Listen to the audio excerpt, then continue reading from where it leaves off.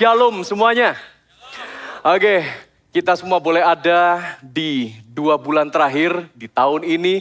Dan saya rindu bahwa setiap kita juga terus bertumbuh menjadi pribadi yang lebih kuat, stronger dibandingkan waktu-waktu sebelumnya.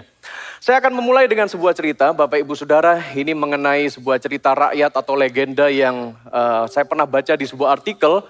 Mengenai sebuah tradisi dari suku Indian kuno yang katanya sih kalau anak mereka sudah mulai beranjak dewasa, maka seorang anak ini akan dibawa menuju ke sebuah hutan, ya, dibawa oleh seorang pria dewasa, kemudian dibawalah ke area hutan yang begitu liar, dan anak kecil itu akan ditutup matanya dengan kain.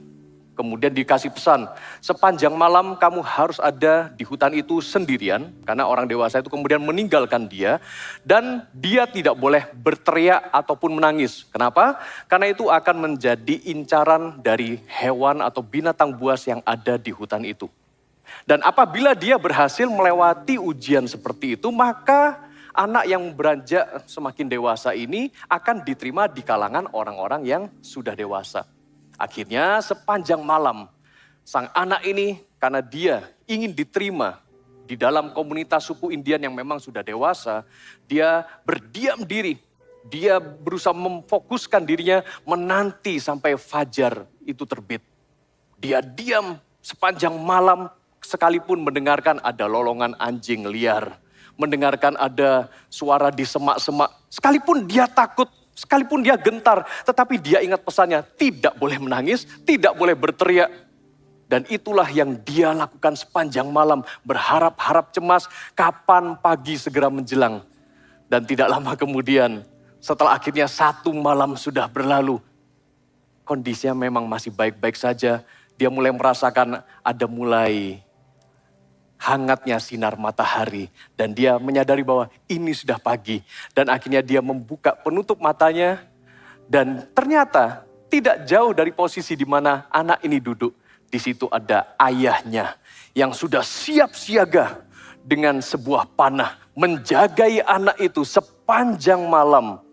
Jangan sampai dia mengalami sergapan dari binatang buas. Bukankah ini juga pribadi Allah yang luar biasa? Dialah Bapa yang baik bagi kita bersama Bapak Ibu Saudara. Dan hari ini saya akan menyampaikan buat Anda, Bapakku kekuatanku. Ya. Dan saya juga ingin mengundang Anda semua untuk Anda bisa hadir nanti ibadah sore jam 4 di tempat ini. Karena saya akan membahas dari sisi yang berbeda. Karena di ibadah pagi ini saya akan membahasnya dari perjanjian baru, nanti sore Anda bisa mendapatkan lengkapnya dari perjanjian lama. Kita mengenal pribadi Bapa yang adalah kekuatan kita. Sama seperti di tema kita bulan November ini, kita bicara soal stronger memang menjadi pribadi yang lebih kuat.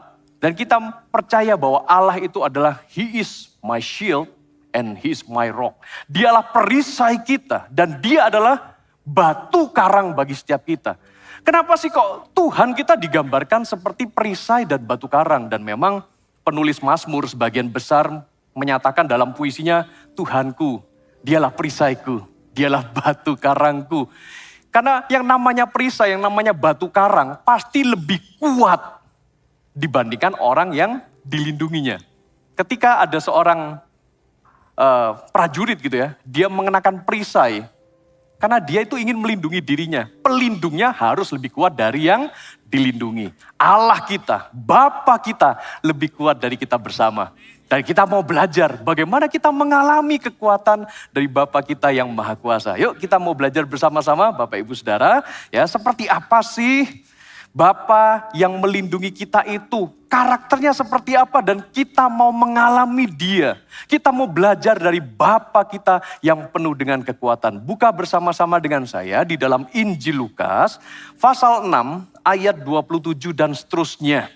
Saya bacakan buat Anda dari versi AYT, Alkitab yang terbuka. Ya, demikian firman Tuhan, akan tetapi aku berkata kepada kamu yang mendengarkan aku. Kasihilah musuhmu dan berbuat baiklah kepada orang yang membencimu. Berkatilah orang yang mengutuki kamu dan berdoalah bagi mereka yang menganiaya kamu. Bagi orang yang menampar pipimu, tawarkan juga pipimu yang lain. Dan kepada siapapun yang merampas jubahmu, jangan melarangnya untuk merampas bajumu juga.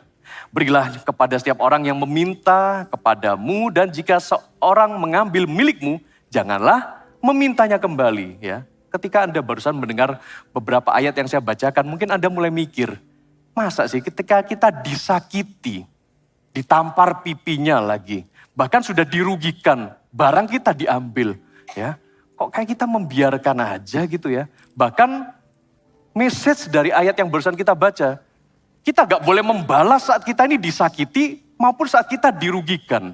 Ya, tapi kita lanjutkan dulu. Perlakukanlah orang lain sebagaimana kamu ingin diperlakukan oleh mereka. Jika kamu hanya mengasihi orang yang mengasihi kamu, apakah pujian yang diberikan kepadamu? Sebab orang berdosa pun mengasihi orang-orang yang mengasihi mereka. Nah, di sini Tuhan mulai mengajarkan ada loh bedanya antara anak Bapa dengan yang mereka belum mengenal Bapa sebagai Tuhan mereka, ya. Ayat 33, jika kamu hanya berbuat baik kepada orang yang berbuat baik kepadamu, pantaskah kamu mendapat pujian? Ya biasa aja soalnya ya. Sebab orang berdosa pun melakukan hal yang sama. Jika kamu meminjamkan barang kepada orang lain dengan mengharapkan imbalan, apakah pujian yang diberikan kepadamu? Sebab orang berdosa pun meminjamkan kepada orang berdosa lainnya supaya mereka dapat menerimanya kembali dengan jumlah yang sama. Akan tetapi kasihilah musuhmu dan berbuatlah yang baik. Berilah pinjaman kepada orang lain tanpa mengharapkan imbalan. Ya, beda ya dengan lifestyle kita kayaknya di zaman sekarang. Kita minjemin orang, kembalikan. Kalau bisa, beserta bunganya gitu ya. Oke. Tapi firman Tuhan mengajarkan, dengan begitu kamu akan mendapat upah yang besar dan kamu akan menjadi anak-anak yang maha tinggi. Kita ini kan anak Bapa. Sebab Allah itu baik terhadap orang-orang yang tidak tahu berterima kasih dan yang jahat. Jadi lewat ayat yang barusan kita baca, kita ini diarahkan untuk waktu kita nolong orang lain. Saat kita berbuat baik kepada sesama kita. Jangan harap imbalan, jangan harap balasan. Kita lakukan itu tanpa pamrih. Bahkan saat kita melakukan yang terbaik bagi seseorang, saat kita tidak menerima terima kasih pun, bahkan kita malah dicemooh, kita malah dihina, kita malah semakin ditindas. Ya sudahlah, terimalah dengan legowo apa adanya. Ayat 36. Kita akan baca firman Tuhan ini sebagai kesimpulan dari apa yang kita baca tadi. Dengan suara yang keras ya, ayat 36. 1, 2, 3, karena itu hendaklah kamu berbelas kasihan sama seperti Bapamu yang juga penuh dengan belas kasihan. Ya. Sebetulnya ayat-ayat yang tadi kita baca, saat kita ini disakiti, saat kita ini dirugikan, kita nggak balas. Sudah nolong orang lain, sudah memberikan pinjaman. Sudah kita tuh berbuat baik kepada orang lain tanpa pamrih, bahkan tidak menerima balasan maupun terima kasih. Itu namanya belas kasihan. Inilah belas kasihan yang Bapa tunjukkan. Sama seperti ketika Bapa memberikan putranya yang tunggal, yaitu Yesus Kristus kepada saya dan Anda. Ketika Bapa memberikan yang terbaik dari sorga untuk menebus umat manusia. Kadang-kadang manusia yang gak tahu diri. Gak tahu terima kasih. Ya kan? Yesus Kristus diberikan agar Yesus Kristuslah yang dihukum menanggung dosa-dosa umat manusia. Tapi umat manusia yang ditanggungi dosanya kadang tidak kembali berterima kasih, bersyukur maupun berbuat baik. Itulah belas kasih Bapa. Dan Bapa mau mengajarkan supaya saya dan Anda sebagai anak-anaknya, kita punya standar kehidupan dan karakter yang lebih tinggi dibandingkan manusia kebanyakan. Karena itu hendaklah kamu berbelas kasihan. Sama seperti Bapa juga berbelas kasihan buat setiap kita. Ya. Karena ayat-ayat yang tadi kita baca ini konteksnya adalah belas kasihan. Ya. Karena kadang kita ini punya ilmu. Kita bisa punya pendidikan yang tinggi.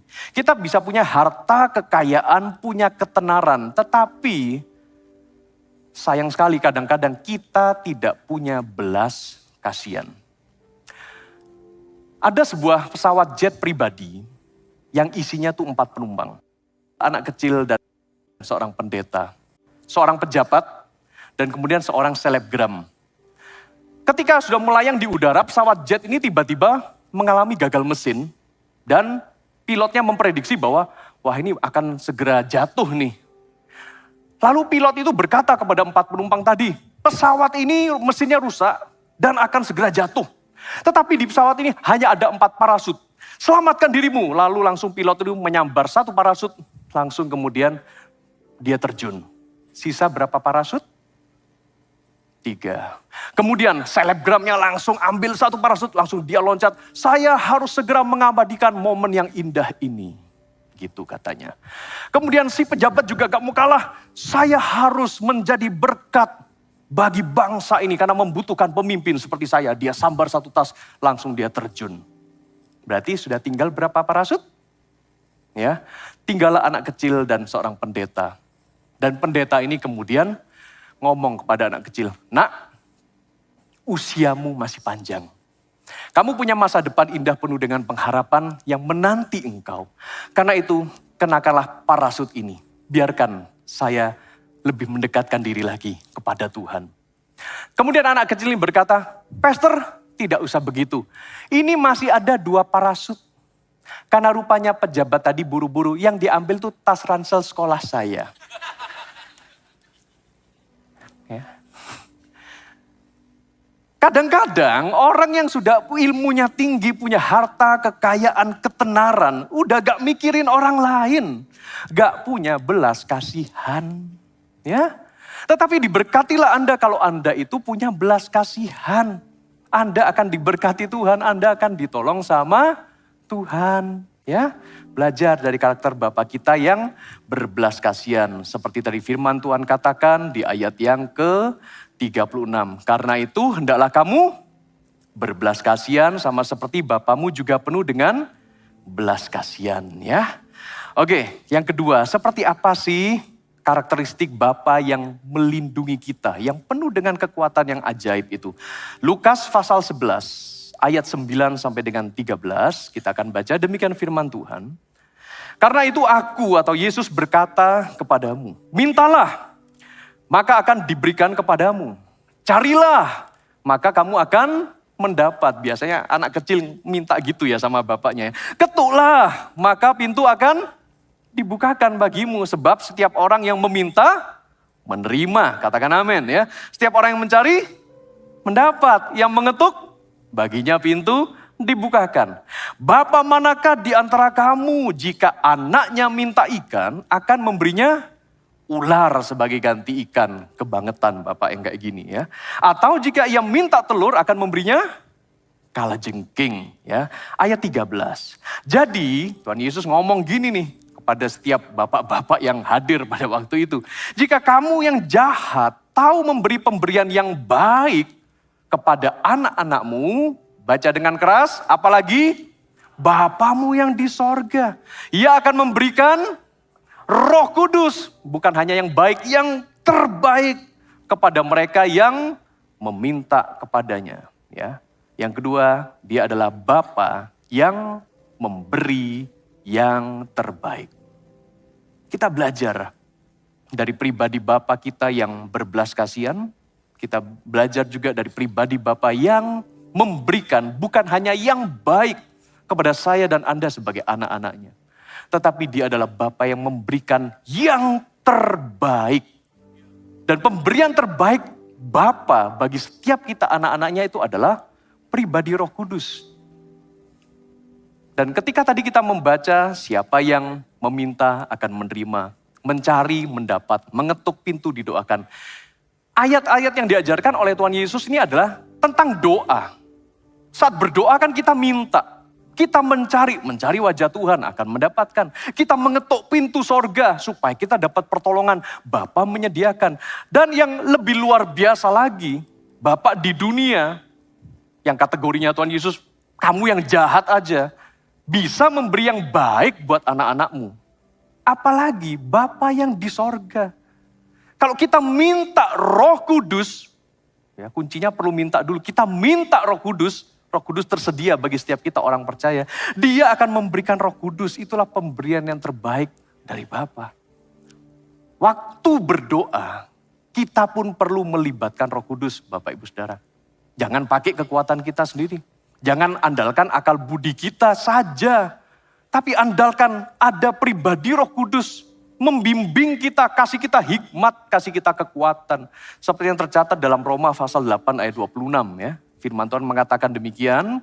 Ya, baca sama-sama dengan saya. Demikian juga Roh membantu kita dalam kelemahan kita. Kita ini manusia lemah. Gak ngerti apa-apa. Ya. Sebab kita tidak tahu bagaimana sebenarnya harus berdoa. Kadang-kadang caranya berdoa. Bingung kan mengucapkan kata apa. Tetapi Roh sendiri menyampaikan permohonan kepada Allah dengan keluhan-keluhan yang tidak terucapkan. Bapak Ibu Saudara, ayat ini mengajarkan soal berdoa. Dan ternyata berdoa bukan hanya sekedar meminta. Memang kita mengawalinya bolehlah kita minta Roh Kudus minimal di awal. Roh Kudus, biarlah Roh Kudus yang membantu Anda di dalam doa dengan keluhan-keluhan yang tak terucapkan. Apalagi bagi setiap kita yang sudah dibaptiskan di dalam Roh Kudus dengan tanda waktu kita berdoa mulai berkata-kata dengan bahasa roh. Gunakan itu di dalam jam-jam doa Anda, kehidupan doa Anda saat teduh pribadi Anda. Maka Roh Kudus itu pun juga yang akan membawa permohonan yang kadang-kadang kita sendiri tidak mengerti gimana sih cara mengucapkannya. Kita juga tidak tahu apa sih yang menjadi kehendak Bapa dalam kehidupan kita. Roh Kudus yang akan membawanya, menyampaikannya kepada Bapa di sorga. Roh Kudus akan memberikan pertolongan dan menyertai dengan kuasanya. Sebulan yang lalu kurang lebih ada seorang jemaat yang menghampiri saya lalu ngomong, "Pastor, bisa nggak saya minta bantuan doa?" "Oh ya Pak, kenapa?" "Karena di rumah, di tempat mama yang dari jemaat ini yang ditinggali, itu katanya ada penunggunya." Ceritanya begini, karena keponakan dari jemaat ini ngomong setiap kali dia mau diajak menginap, berarti di rumah mama dari jemaat ini, berarti di rumah omanya begitu ya. Dia agak takut nih anak, karena seringkali kelihatan makhluk lain dari dunia lain gitu ya. Lalu bisa nggak Pastor tolong doakan rumahnya supaya anak ini ya, karena usia masih sekitar di bawah 5 tahun gitu ya. Supaya dia gak takut tinggal di rumah omanya.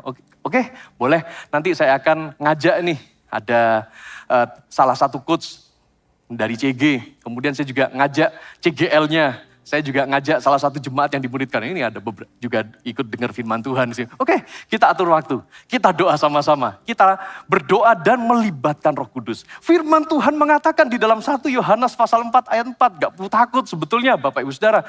Sebab roh yang ada di dalam diri kita, ya Roh Kudus itu maksudnya lebih besar daripada roh yang ada di dalam dunia ini. Ya, entah anak kecil itu kan mungkin sensitif ya. Dia peka, bisa melihat dunia lain sono. Ya. Tetapi kita percaya, kita punya Roh Kudus. Roh Kudus membantu kita di dalam kelemahan kita. Gak perlu takut, kita datang. Kita berdoa, kita nyembah Tuhan. Dan Roh Kudus juga yang memberikan kita hikmat, kekuatan, kepekaan untuk bisa mengusir roh jahat lu. Jangan takut lu. Kalau saya dan Anda punya Roh Kudus, kita punya kuasa untuk mengusir kuasa kegelapan. Yang percaya katakan amin. Ya, sebab juga di dalam Yakobus pasal 4 ayat 7, saya sampaikan ini kepada tuan rumah. Begini loh, sebab kalau kita ini mengusir roh jahat, percaya kita punya kuasa. Karena itu tunduklah kepada Allah. Yakobus 4 ayat 7. Dan lawanlah iblis, boleh dilawan, maka ia akan lari dari hadapanmu. Kita lakukan pengusiran. Kita berdoa, kita mengundang hadirat Tuhan, kita minta kuasa Roh Kudus. Puji Tuhan, ya. Roh Kudus yang menunjukkan, ini kayaknya ada sesuatu yang gak beres nih di satu ruangan. Dan kami mendapati memang ada bungkusan di situ. Ada bungkusan rupanya dulu itu dari suami, berarti ini sudah almarhum suami dari Oma itu memang sempat punya kepercayaan, oh ternyata ada jimat yang dibungkus, ya udah ini yang harus dibuang, ini yang dimusnahkan. Kemudian gak berapa lama kemudian, di waktu beberapa hari kemudian, kita juga ditunjukkan, kayaknya ini roh jahatnya ada sembunyi di sebuah media tertentu yang ada di rumah itu. Karena itu hati-hati ketika Anda tuh membawa patung ke rumah Anda. Ya, memang gak semua patung ya. Ada patung yang memang bentuknya menyeramkan. Ya. Kemudian ada, kalau misalkan Anda punya kepercayaan seperti keris, ya, seperti suatu benda yang biasanya disembah oleh kepercayaan yang lain, lebih baik jangan dibawa masuk ke rumah Anda. Gak berkenan di hadapan Tuhan. Malah bisa jadi itu menjadi sebuah media untuk ditinggali oleh roh jahat. Tetapi tenang aja, Roh Kudus yang ada dalam diri kita lebih besar daripada roh manapun yang ada di dunia ini. Akhirnya Tuhan menunjukkan, oh kayaknya ini sembunyi di patung ini. Kemudian kita tanya kepada jemaat ini, boleh nggak patung-patung ini, barang-barang ini kita bersihkan? Oh boleh, bahkan omanya juga mau, oh, silakan. Saya cinta Yesus, saya gak takut sebenarnya. Padahal itu ternyata beberapa waktu sebelumnya, sewaktu tidur kadang-kadang asisten rumah tangga yang ada di rumah itu kadang-kadang digoyang-goyang kasurnya, padahal gak ada orang. Ketika ada orang lain nginep di salah satu kamar, pintunya diketuk-ketuk sama tangan pasti yang ngetuk ya. Tapi begitu dibuka, gak ada orang. Nah gangguannya kayak begitu. Ya, sampai akhirnya kita bersihkan rumah itu, kita doakan, kita patahkan, kita lakukan pengusiran, kita bawa barangnya, dimusnahkan, dibakar oleh tim doanya Gereja Mawar Sharon Surabaya. Jangan takut, karena Bapa yang baik memberikan Roh Kudusnya bagi setiap kita, berikan kemuliaan bagi Tuhan kita. Wow, ya. Lalu saya memberikan pesan kepada tuan rumah, kita sudah bersihkan rumah ini. Tetapi firman Tuhan juga mengajarkan di dalam Lukas pasal 11 ayat 24 sampai 26.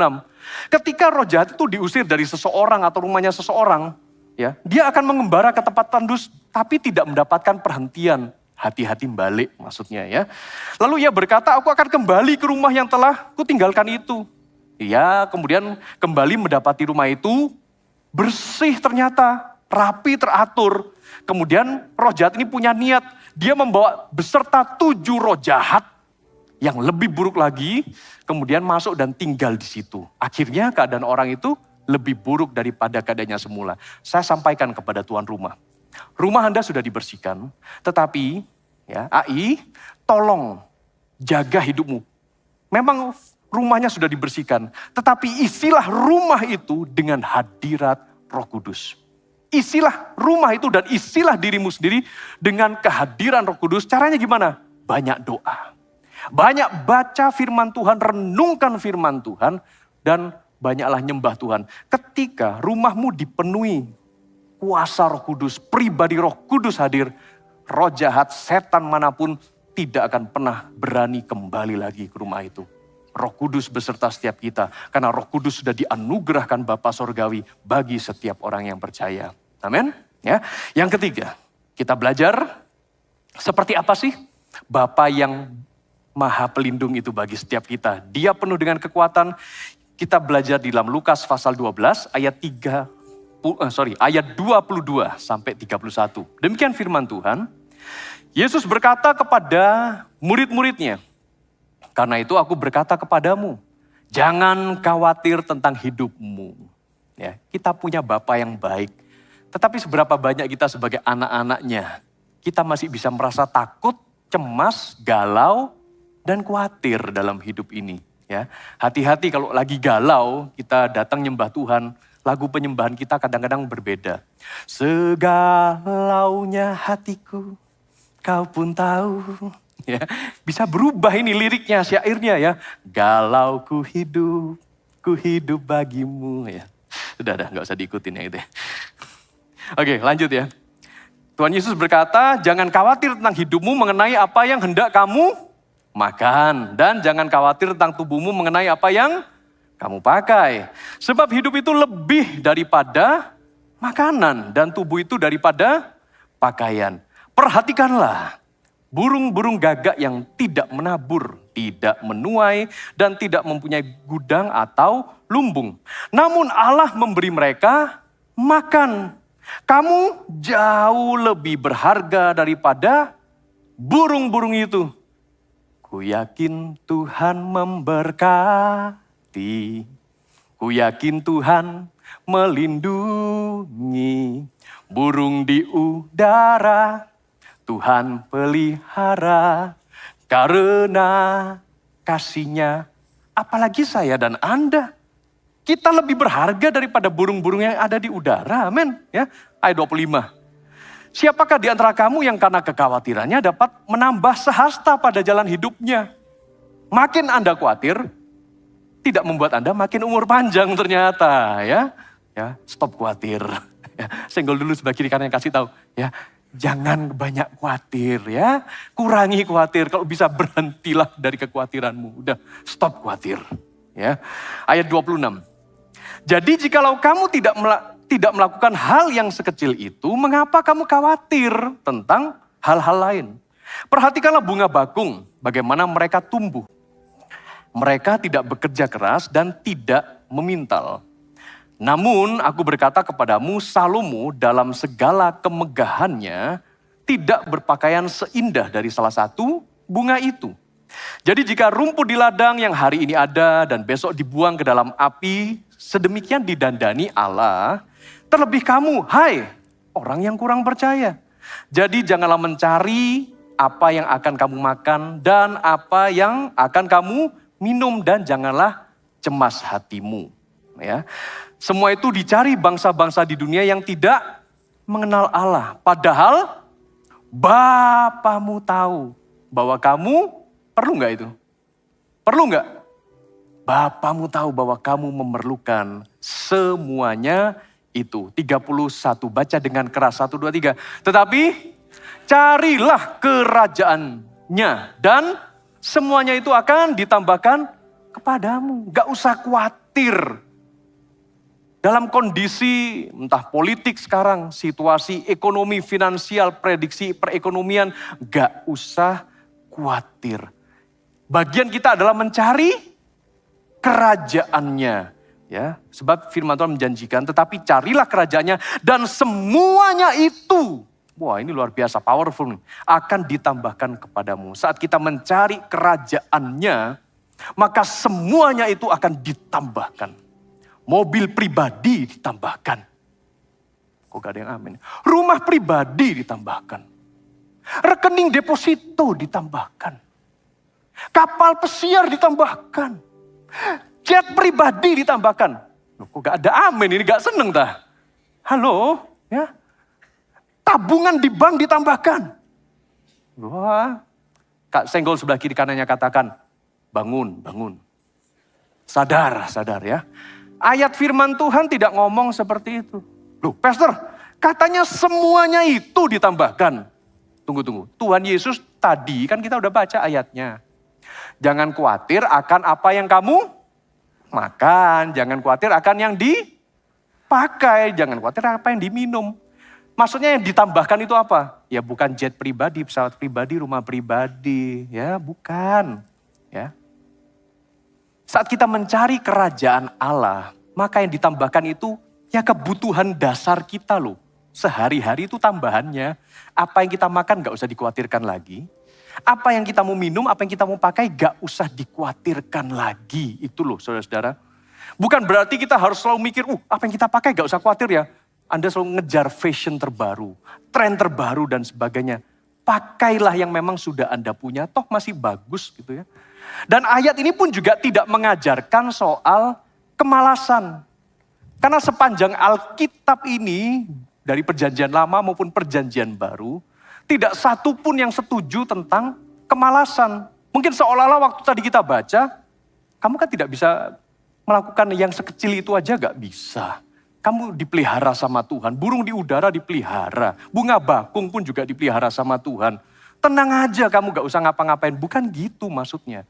Pada waktu Tuhan Yesus mengajarkan tentang hal ini di hadapan orang-orang Yahudi di Timur Tengah pada waktu itu, mereka itu adalah orang-orang Yahudi yang memang sudah tabiatnya tuh rajin, Bapak Ibu Saudara. Jarang orang Yahudi yang males. Ya. Orang-orang Yahudi ini rajin, mereka pekerja keras, mereka tuh ya peternak, mereka itu ya nelayan, mereka tukang bangunan, dan mereka punya segala profesi mereka.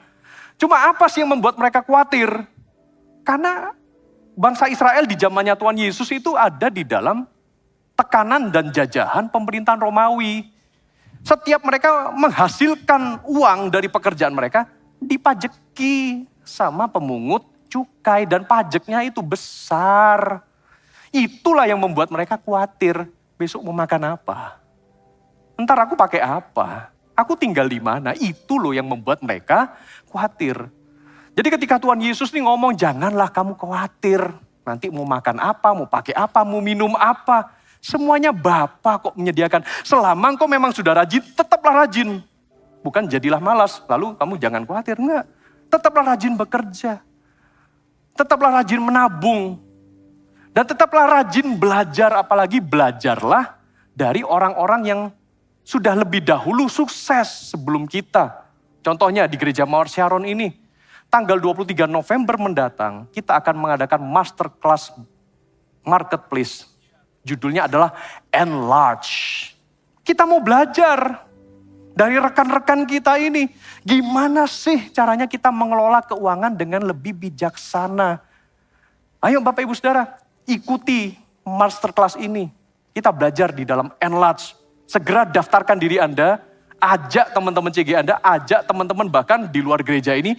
Kita mau belajar bersama-sama kok. Bagaimana mengelola dan mengatur keuangan kita. Bukan setelah ini Anda akan bebas dari rasa khawatir, enggak. Anda belajar tidak khawatir, bukan karena Anda sudah punya berapa banyak uang, bukan. Tapi belajarlah tidak khawatir, karena Anda punya Bapa yang luar biasa. Harusnya seperti itu.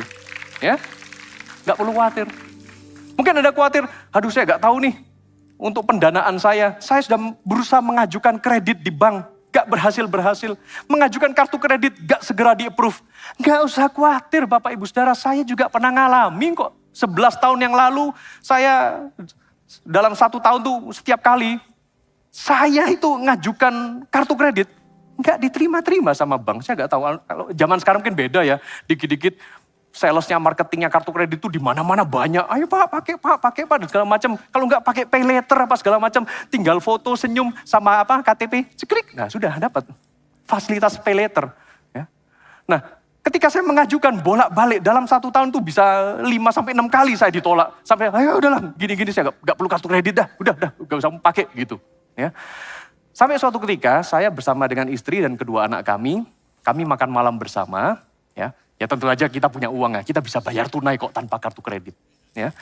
Selesai kita makan malam, dihampiri, kita tanya, oke, sudah waktunya mau bayar, minta bilnya. Didatangilah sama pramusajinya. Oke Pak, apakah Bapak punya kartu kredit dari bank ini? Karena kami sedang ada promo. Dengan PD-nya saya ngomong, apalagi sudah bolak-balik ditolak kan untuk approve kartu kredit. Oh maaf, saya tidak punya kartu kredit. Oh jadi Bapak tidak punya kartu kredit, ya sayang loh Pak, karena Bapak tidak bisa menggunakan fasilitas promo ini. Oh ya jangan keras-keras kalau ngomong.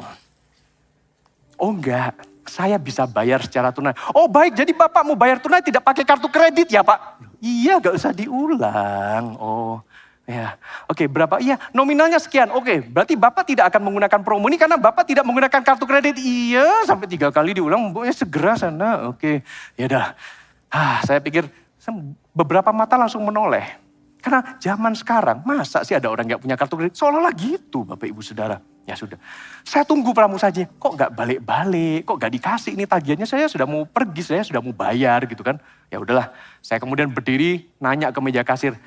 Saya mau bayar tadi, saya sudah panggil masnya itu mana? Oh, kok ternyata udah closing ya Pak? Loh, kok closing dari mana? Saya pikir kan.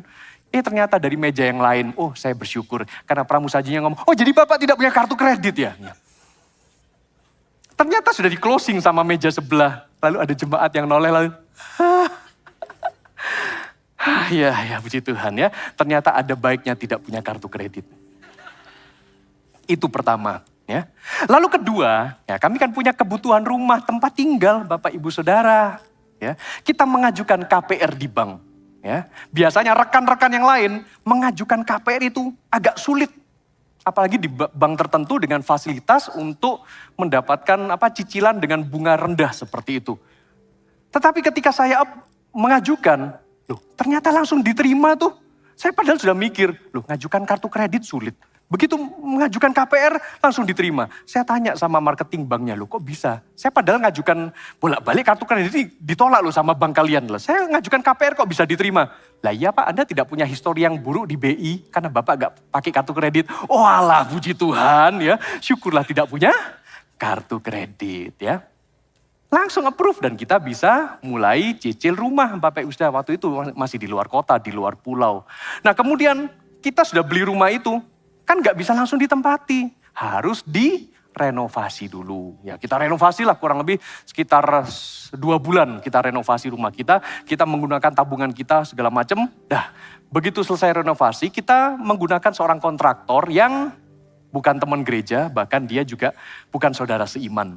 Ya, supaya ya menjaga hubungan lah. Karena saya dikit-dikit nanti misalkan ada yang, oh Pak ini biar Pak ini saya kasih diskon, saya kasih bonus. Misalkan ada teman atau jemaat yang deket, enggak lah. Kami punya kemampuan sendiri, kami bisa kok supaya gak ngerepotin jemaat. Supaya gak sungkan-sungkanan gitu loh ya. Nah akhirnya selesailah renovasi rumah kita. Belum lunas sih ya. Kita ngomong oke, kita kepingin melunaskan. Lalu kontraknya ngomong, oh kok gak usah cepat-cepat, Anda cicil aja juga gak apa-apa. Saya pikir, baik banget nih kontraktor. Nggak, kita sungkan karena rumahnya sudah selesai direnovasi, kita melunaskan. Karena kita memang punya kebiasaan, tabiat kita gak mau meninggalkan utang sama orang. Tobat tuh yang lagi ngutang ya. Sebisa mungkin lunasi ya. Lalu saya dan istri kita pakai kalkulator, kita hitung-hitung, sanggup gak ya? Saya sudah terlanjur ngomong mau ngelunasin, kalau gak sanggup gimana gitu kan. Ya oke, kita punya dana sekian, tabungan sekian, ya udah deh lunasin aja. Kamu siap ya menderita bersama denganku 1 bulan ini? Oh tenang aja, beras di rumah bagaimana? Aman, beres, masih bisa. Lauknya gimana? Nah ya itu, ya paling pakai sayur yang di kebun di depan, kita petiin gitu ya. Kemudian habis gitu ada garam, ada, ya udah oke. Kita makannya sederhana ya sebulan ini, yes, gak apa-apa. Yang penting kita kemudian nyamperin kontraktornya, dah kita bayar lunas. Kok gak usah buru-buru kok, gak apa-apa kok gini apa segala macam. Justru karena kita bayar lunas, tunggu, saya hitung lagi. Dikasih diskon. Puji Tuhan dapat diskon karena mau bayar lunas. Tapi itu pun buat hidup kami 1 bulan ngepres sebetulnya saudara. Ya, tetapi ku yakin Tuhan memberkati. Tuhan pasti berkati, gak usah khawatir. Kemudian suatu malam kita menghadiri, kita lagi melayat ke rumah duka. Ya. Sampai umur berapa Anda tahu sih istilah melayat ini artinya apa? Melayat itu sama dengan melihat mayat. Ya. Kan ke rumah duka kan Bapak Ibu Saudara. Nah selesai kita melayat, kemudian kita dikontak dengan satu jemaat. Oh Pastor Robert lagi di rumah duka itu ya? Oke, tolong mampir ke rumah saya. Karena rumahnya seberang-seberangan tuh sama rumah duka itu. Oh ya oke, mampir. Padahal udah malam nih, padahal udah pingin pulang gitu ya. Begitu kita sampai di depan rumahnya. Oh Pastor Robert ini kami mau memberikan, dia bawa satu styrofoam gede, dingin lagi. Ini Pastor Robert bawa pulang ya, ini hasil mancing, kebanyakan ikannya. Oh ya, wah puji Tuhan terima kasih Pak. Kita bawa pulang ke rumah, kita buka itu macam-macam ikannya Bapak Ibu Saudara. Pokoknya ikan laut. 1 bulan itu setelah kita pelunasan rumah yang selesai direnovasi. Tuhan traktir kita lewat jemaat ini makan ikan. Tuhan mencukupkan. Gak perlu khawatir. Sampai anak kita bingung menunya. Mami, ini menunya gak ada yang lain. Ini ikan goreng, ikan rebus, ikan diapain. Ikan terus gitu. Iya ini berkat Tuhan nak ya. Terima saja apa adanya. Memang Tuhan memberkati kok ya. Jadi Bapak Ibu Saudara. Bapa itu maha pelindung buat kita. Ya, Bapa pasti melindungi Anda semua. Karena dia tuh sangat berbelas kasih. Dia pasti memberikan yang terbaik. Dan itu adalah Roh Kudus yang sudah diberikan buat setiap Anda dan pasti mencukupi keperluan Anda. Keperluan apa yang mau Anda makan, apa yang Anda mau minum, apa yang mau Anda pakai, kebutuhan dasar Anda. Tuhan itu pasti mencukupi. Ya, karena itu ayo terimalah dan pakailah kekuatan dari Bapa kita. Ingat ya, karena dia adalah perisai kita, dialah gunung batu kita. Terima, pakai kekuatan dari Bapa yaitu belas kasihannya. Belajar berbelas kasih, perhatian sama orang lain. Terimalah Roh Kudusnya dan pakailah kuasa Roh Kudus di dalam doa Anda dan percayalah. Saat kita menerima pemeliharaan yang sempurna, kita menikmati juga pemeliharaannya. Membuat kita gak khawatir. Dalam hidup kita sehari-hari, kita belajar. Kita punya Bapa yang besar, Bapa penuh kuasa.